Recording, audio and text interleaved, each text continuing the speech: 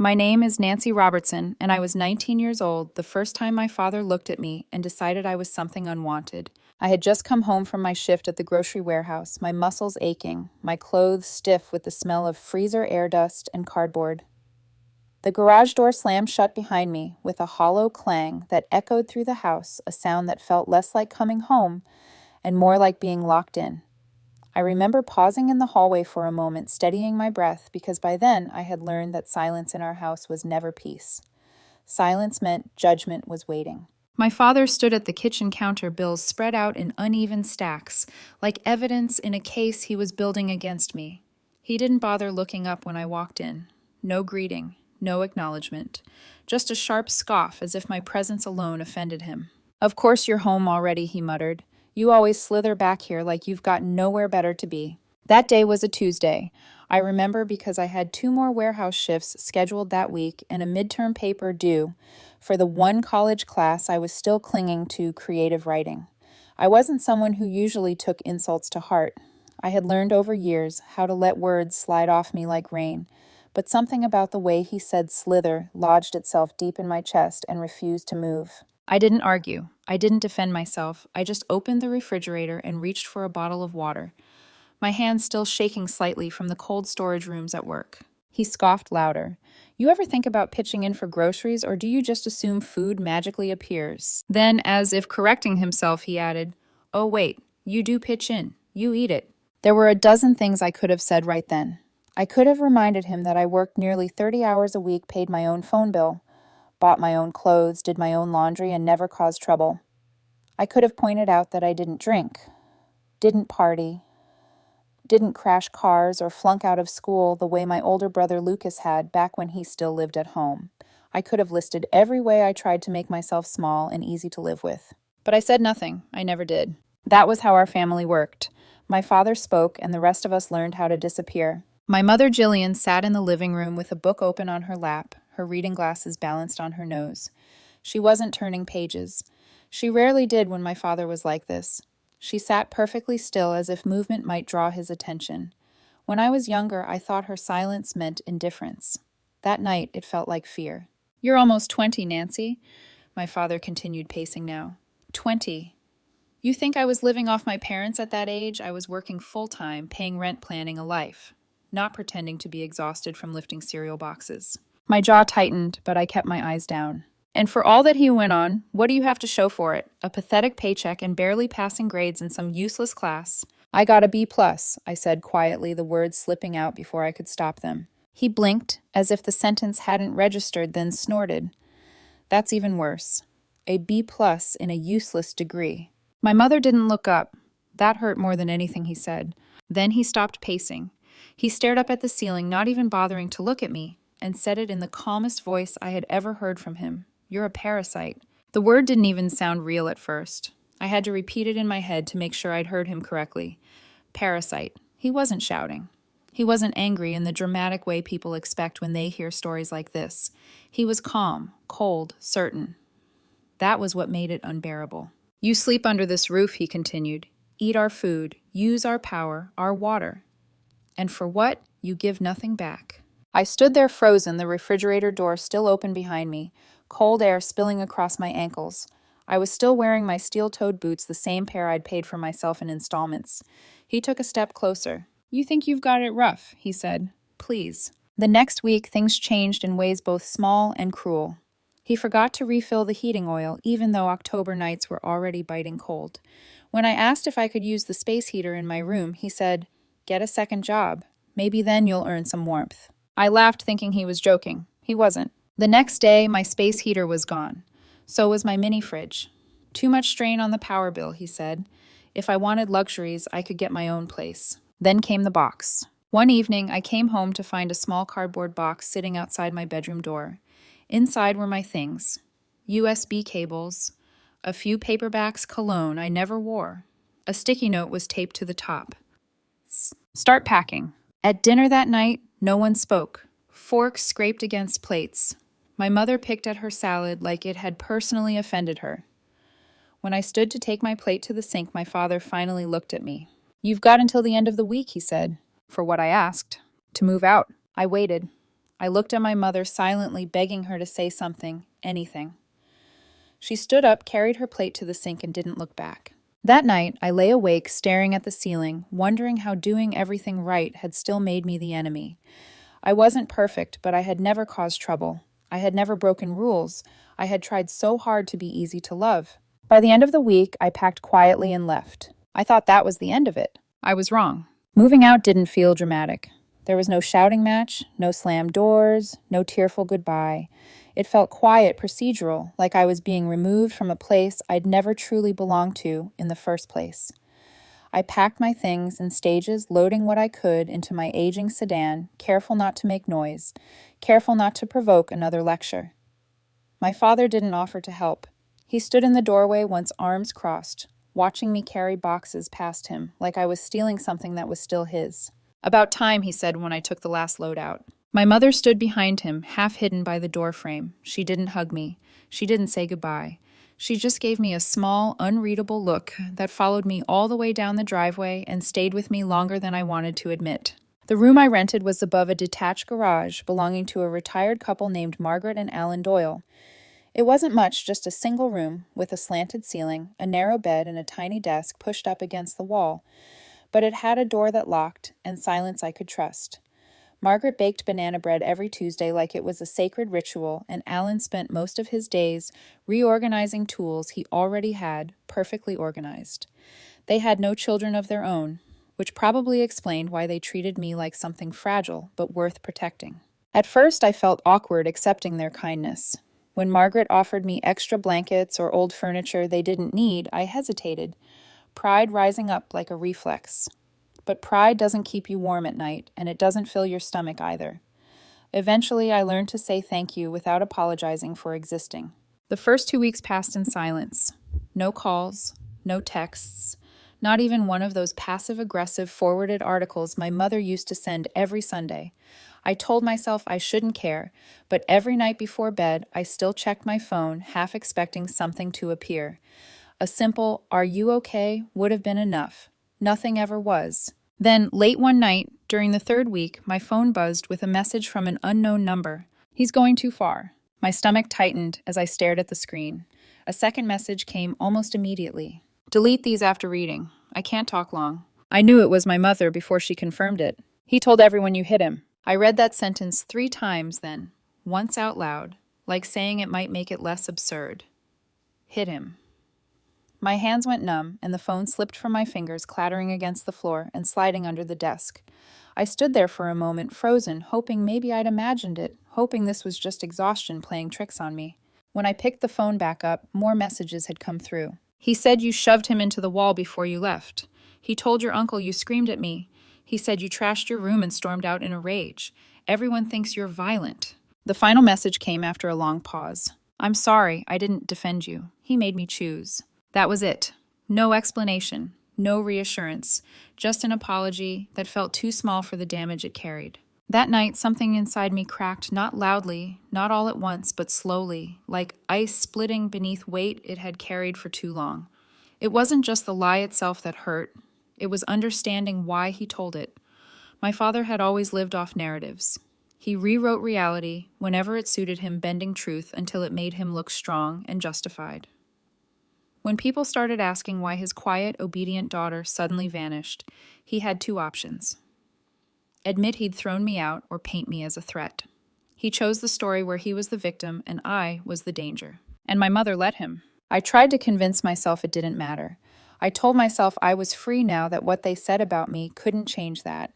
I had my own key, my own mailbox, my own microwave.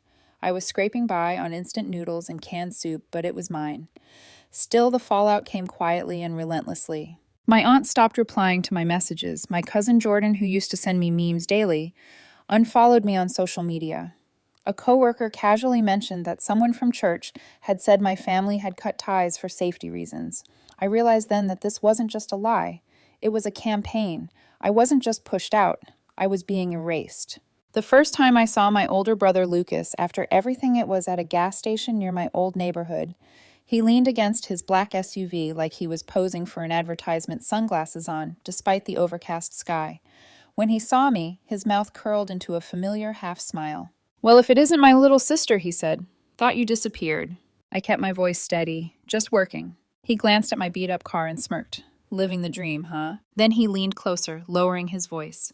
So, how's anger management going? My chest tightened. What are you talking about? He laughed. Dad said you finally snapped.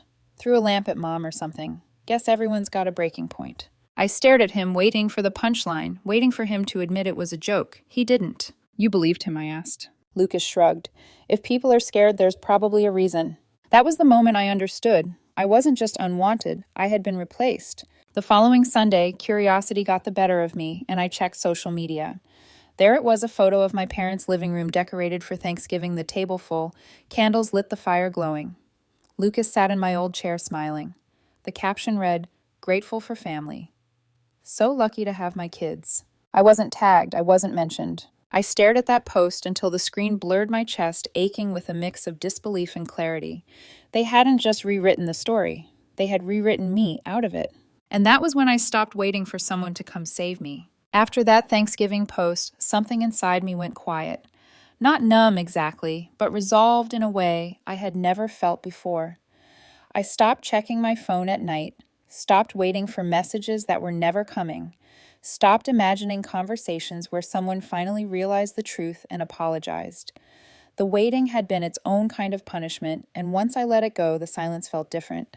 Still painful, but cleaner. I threw myself into work because it was the only thing that didn't ask questions or demand explanations. The warehouse was cold and exhausting, but it paid, and more importantly, no one there called me a problem. I stayed late whenever I could, volunteered for extra shifts, took on deliveries that no one else wanted. Not because I loved the job, but because it gave me structure and warmth and somewhere to exist without being judged. On nights when I came home too tired to think, the anger stayed quiet. But the world has a way of testing you right when you think you've found your footing. It started small, an unanswered text from a cousin I'd grown up with, then a family friend crossing the street to avoid me when she saw me walking downtown. Then, one afternoon, while unloading boxes at work, a coworker I barely knew said, "Hey, aren't you the one whose dad had to kick her out?" She didn't sound cruel, just curious, like she was asking about the weather. I nodded, unsure what else to do. "My aunt goes to your parents' church," she continued. "She said things got scary." Scary. That word followed me home and sat with me in the quiet of my rented room, heavy and persistent. I replayed every memory I had of myself, searching for this violent version of me that apparently existed in everyone else's story. I found nothing. No screaming fits, no broken lamps, no raised hands. Just a girl who learned early that survival meant staying quiet. The final confirmation came a week later when I ran into Lucas again, this time outside a bar near the highway. He was laughing with a group of friends, drink already in his hand, loud and confident in the way he always was. When he saw me, his smile tightened, like he hadn't expected me to exist outside of the stories he'd been told. "You know," he said casually, as if we were catching up over coffee, "Dad says it's been a lot calmer at home lately." I felt something twist in my stomach. Calmer how? Well, he shrugged, no tension. No walking on eggshells. Guess getting you out really helped. There it was. Clean. Effortless. The conclusion they'd all agreed on without ever asking me a single question. I looked at him for a long moment, studying his face, the easy confidence, the certainty that the world would always bend to make space for him. "You really believe that?" I asked. Lucas rolled his eyes. "Why wouldn't I? You were always sensitive, always took things too personally." Sensitive. Another word that followed me home. That night I didn't cry. I didn't rage. I sat at my desk and made a quiet inventory of my life, the way someone does when they realize no one is coming to rescue them. I counted my savings, thin as they were. I looked at my schedule, my bills, my options. None of it was comforting, but it was honest, and for the first time in my life, honesty felt like power. Then the floor dropped out. 2 days later, I was called into my manager's office. It was a short conversation, polite and rehearsed, the kind where they never quite meet your eyes. Budget cuts, reduced hours, then no hours at all. I nodded, thanked her, and walked out with my locker box tucked under my arm, like I was carrying the remains of something fragile. I didn't feel it right away. Shock has a way of cushioning impact. It wasn't until I got back to my room above the garage, set the box down, and stared at the wall that it hit me. No job, almost no savings, no family, no safety net. Just me and the echo of every voice that had ever told me I wasn't enough. That night I laughed. Not because it was funny, but because the alternative felt unbearable. I sat on the edge of my bed and laughed until my chest hurt, until the sound dissolved into something quieter and steadier. Because if I didn't laugh, I might have believed them. I might have believed I was exactly what they said I was. Instead, something else took root. I stopped mourning the place I'd been pushed out of and started thinking about what I could build without them watching. Not to prove them wrong, not for revenge, but because I wanted a life where I didn't have to apologize for taking up space. I didn't know how yet. I didn't have a plan. But for the first time since I'd left that house, I wasn't afraid of being alone. And that scared me far less than going back. Losing my job should have been the moment everything collapsed. On paper, it certainly looked that way. My bank account hovered just above empty rent, loomed like a countdown I couldn't pause, and the thin sense of stability I'd built for myself vanished overnight. But instead of panic taking over, something quieter settled in. It wasn't confidence, it wasn't hope, it was acceptance, and with it came clarity. The morning after I was let go, I sat at the narrow desk in my room and wrote out every bill I had, every expense, every deadline. There was no point pretending the numbers would change if I avoided them.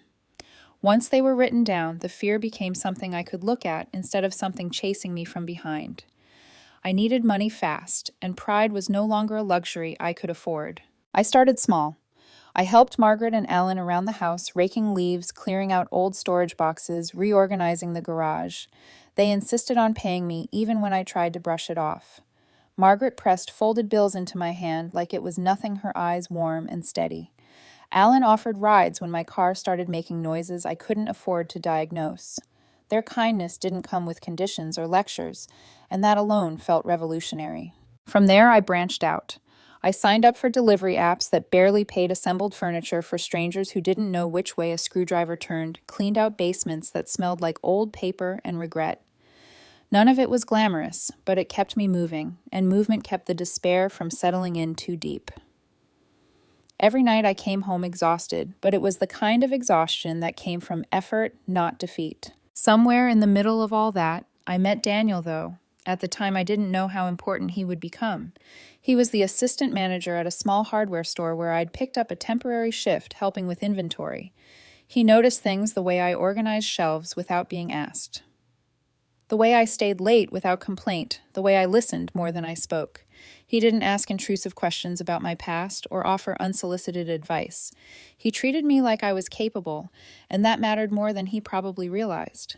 We started talking during breaks, first about work, then about everything else. He told me about his failed relationship with his ex-girlfriend Lauren, how messy and draining it had been, how he'd spent months rebuilding himself afterward. I didn't tell him much about my family at first. I wasn't ready to say their names out loud, but I felt safe around him in a way I hadn't felt in a long time, and safety has a way of loosening things you didn't realize were clenched. The real shift came on a quiet afternoon when Alan asked if I could help him clean out an old shed behind the garage. Inside were boxes of outdated electronics, tangled cords, old computer parts. As we sorted through them, I realized some of it still had value. When I offered to sell what I could online for him, he waved it off. "If you can make a few dollars, keep it," he said. "Call it a commission." And I sold the parts within a week. The money wasn't life-changing, but it was proof. Proof that I could see opportunity where others saw junk. Proof that I wasn't as useless as I'd been told. That night, something clicked. I borrowed an old laptop and started teaching myself design software using free tutorials. Layout, typography, color theory. I worked late into the night, my eyes burning my mind alive in a way it hadn't been in months. The first things I made were terrible. I knew that. But I kept going anyway. Daniel noticed. He asked what I was working on, listened. When I explained, encouraged me without exaggeration or pressure. When I doubted myself, he didn't argue. He just reminded me of what he saw in front of him every day. Weeks passed. The small jobs kept me afloat while I learned. Slowly, painfully, I started to improve. I posted sample designs online, braced myself for criticism, and took it when it came. One stranger messaged me and said my instincts were good, that I should keep going. I did. By winter, I wasn't just surviving. I was building something piece by honest piece. And while I was clawing my way up from nothing, completely unnoticed by the people who had written me off, the house I'd been forced out of was beginning to crack. I didn't know it yet, but everything was already in motion. By the time winter settled in for real, the kind that crept into your bones and refused to leave, my life no longer felt like it was balanced on the edge of collapse. It wasn't stable in the way people usually mean, but it was moving, and movement, I was learning, mattered more than comfort ever had. I still did odd jobs whenever they came up, still delivered packages and assembled furniture, but my nights belonged to something else now. Design became my quiet obsession. I worked at the narrow desk in my room, the lamp casting a warm circle of light, while the rest of the space disappeared into shadow. I watched tutorials, followed along, step by step, then ignored the instructions and tried things my own way. Most of it was trial and error, frustration layered over curiosity, but every now and then, something clicked, a layout that made sense, a color combination that felt right. Those moments kept me going. Daniel noticed the change before I did. He commented on how focused I seemed, how I talked about projects with a spark I'd never had when I mentioned the warehouse. One evening, as we closed up the hardware store together, he asked why I didn't try offering my work online. I laughed at the idea at first. Who was I to sell anything creative? But he didn't push. He just shrugged and said, "You're already doing the work. You might as well see if someone needs it." So I did. I created a small profile on a freelance site, uploaded my best mock-ups, and priced myself embarrassingly low because I didn't trust the work yet. The first week, nothing happened. The second week, a message popped up from a coffee shop owner in another state who needed a new menu design. They paid $75. It wasn't much, but when the payment notification came through, I sat there staring at my screen, heart racing like I'd just crossed some invisible line. I reinvested every dollar. Better software, online courses, a second-hand drawing tablet I found through a local listing. The work came slowly then, all at once. A flyer here, a social media banner there. Each project sharpened my instincts, taught me something new, gave me evidence that I wasn't imagining this growth. At the same time, my life began to change in quieter ways. I bought real groceries instead of living on instant noodles. I replaced my worn-out boots with a pair that didn't leak when it rained. I fixed the cracked screen on my phone instead of pretending it wasn't there. None of it was flashy, but each small upgrade felt like a declaration I was investing in myself. I enrolled in a few community college courses, part-time, focused entirely on design. Filling out the application felt strange. I wasn't doing it to impress anyone this time. I wasn't doing it to earn approval or prove I was serious enough. I was doing it because I wanted to be better, and that reason felt solid in a way nothing else ever had. Daniel and I grew closer without forcing it. There was no dramatic confession, no sudden shift, just shared dinners, long conversations, and a steady sense that we were walking forward at the same pace.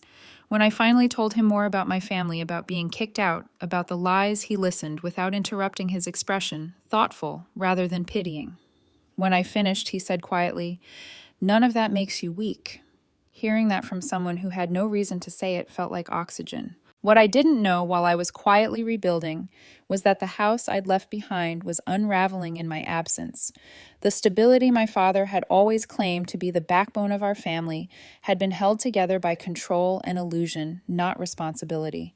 With me gone, there was no buffer, no one absorbing the tension and smoothing over the cracks. Lucas had moved back into my old room. He treated it like a victory, not a warning. The same habits followed him home. The late nights, the impulsive decisions, the constant need to be admired.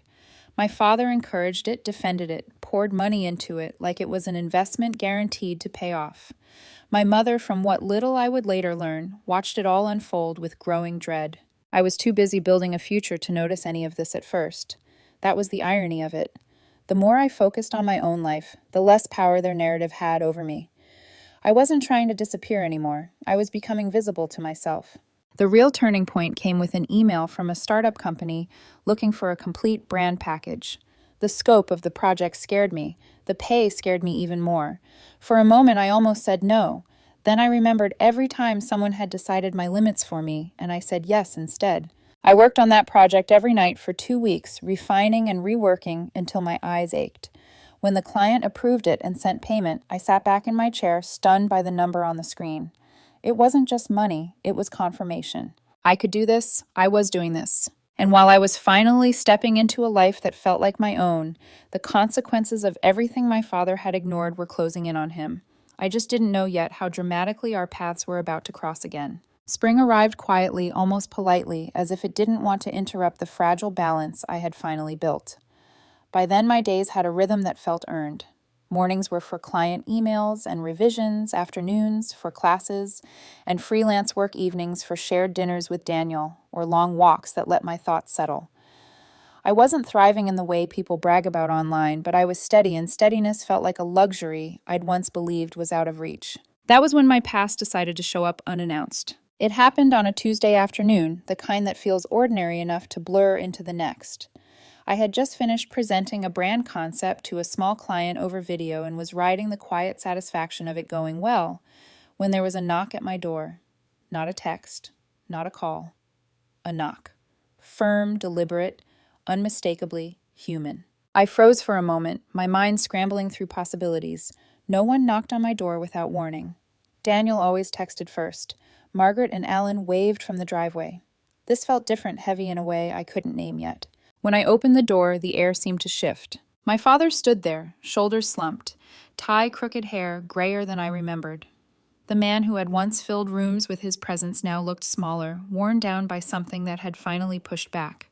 For a brief second, relief flickered across his face, as if he'd expected me to be exactly where he left me waiting. "Nancy," he said, his voice cracking in the middle, "can we talk?" I didn't step aside. I didn't invite him in. I just leaned against the doorframe and looked at him. Really looked at him and realized how little fear I felt. That alone was startling. "I need a place to stay," he said after a pause, the words tumbling out faster than he could control. "Just for a little while. Things are complicated." In that moment, everything clicked. The silence from my mother, the social media posts that stopped abruptly, the sudden absence of his voice in my life. Whatever had been holding his world together had finally given way.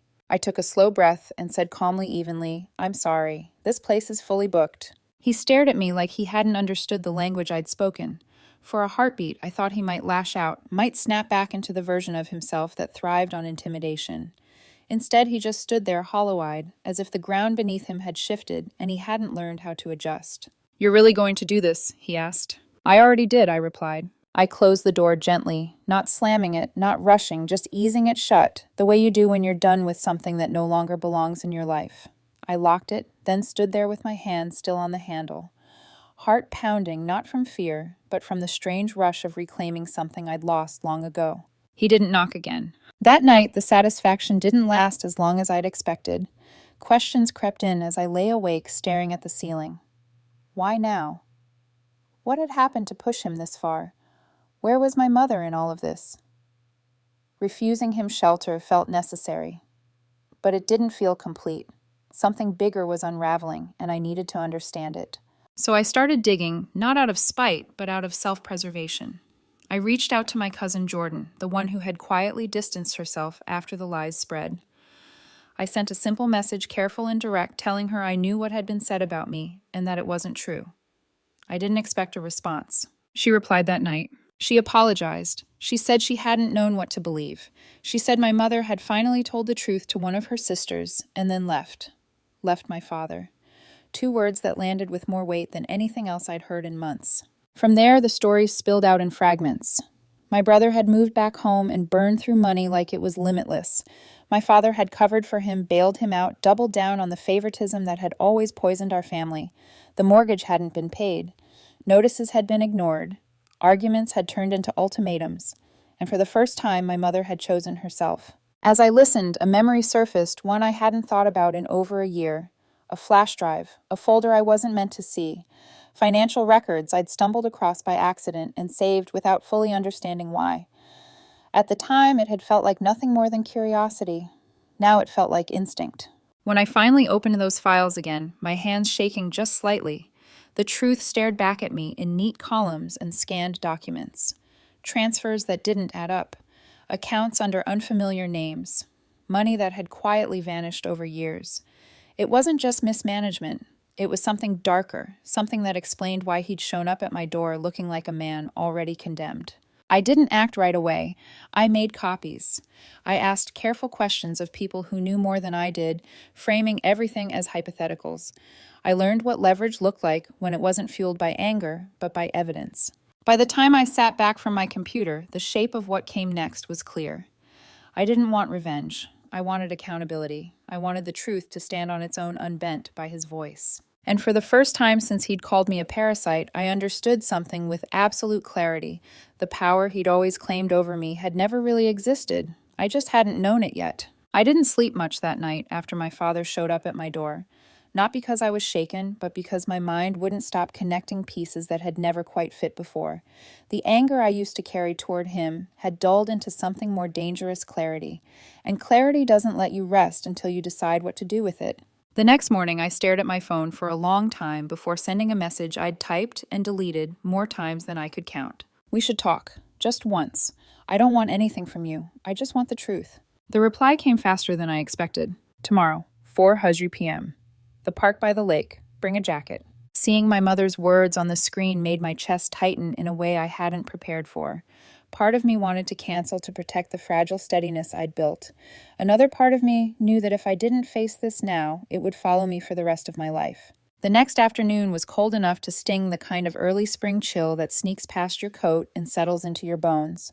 The park was quiet, almost empty, the lake dull and gray under a sky that couldn't decide what it wanted to be. I spotted my mother before she saw me sitting on a bench near the water, wrapped in a tan coat I didn't recognize. She looked smaller than I remembered. Not weaker, just worn down. Her hair was shorter, streaked with gray she hadn't bothered to hide. When she noticed me, she smiled, tentative and unsure. "Hi, sweetheart," she said. It was the first time she'd called me that in nearly a year, and the word landed awkwardly between us, heavy with everything it carried. I sat beside her, leaving space.